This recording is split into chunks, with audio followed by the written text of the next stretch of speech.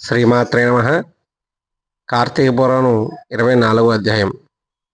పిమ్మట అత్రి మహర్షి తిరిగి చెప్పిన అగస్త్య మహామునీశ్వర, నీకు కార్తీక వ్రతమందు హరిభక్తి యందు అధికమైన ఆసక్తి కలదు కనుక కార్తీక మహత్యం గూర్చి చెబుతూ శ్రద్ధగా వినవయ్యా అని చెప్తున్నామాట అండి.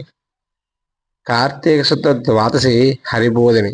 ఈ ద్వాదశి నాడు చెయ్యు స్నానం సమస్త తీర్థ స్నానాల ఫలాన్ని నిలవను, సమస్త యజ్ఞాన్ని ఆచరించే ఫలాన్ని ఇస్తుందంటే. కాబట్టి ద్వాదశి చేసిన పుణ్యఫలం 1,000 రెట్లు ఫలితం ఇచ్చును. హరికి మిక్కిలి ప్రియమైంది మహాపుణ్యమైంది గన స్వల్పముగా ఉన్న పారణకు ఉపయోగించడం. ద్వాదశిని విడిచి పారణ చేయకూడదు. ఏకాదశి నాడు ఉపవాసం చేసి ద్వాదశి అతిక్రమించే ముందే పారాయణ చేయవలను. పూర్వం పరము భాగవతమైన అంబరీషుడి విషయం ఎరిగి కూడా పారణ ద్వాదశి విడవలేదు. కాబట్టి దూర్వాస మహాముని అంబరీషుడి వద్దకు పోవడం గ్రహించదాం మనం.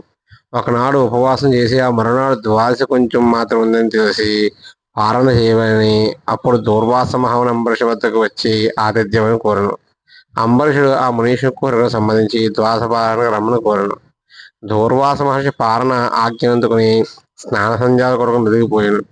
కానీ ద్వాదశి చాలా స్వల్పంగా ఉండు. దూర్వాస సకాలంలో ఆ మహాముని రాలేదు. దూర్వాసుడు అయ్యో ఇప్పుడు ఏం చేయడం బ్రాహ్మణుడు చింతించు. బ్రాహ్మణుడు అయితే దూర్వాస మహాముని శాపం చాలా కోపంగా ఉంటుంది కాబట్టి ఇది విష్ణుమూర్తికి సంబంధించింది, మీరే ఆలోచించమని చెప్పేసి ఆ మహారాజు గారికి అంబరీష మహారాజు చెప్పారు.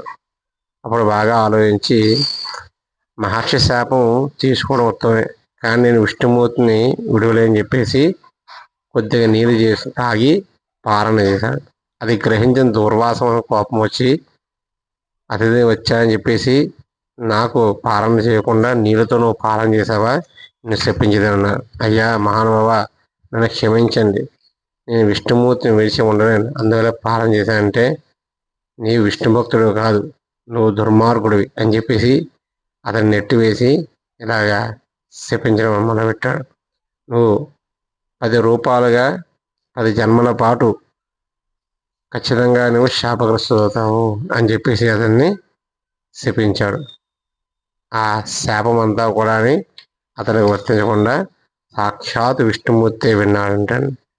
కావున ఆ పాలన చేసే విధానము దోషం పోకుండా ఉన్నది.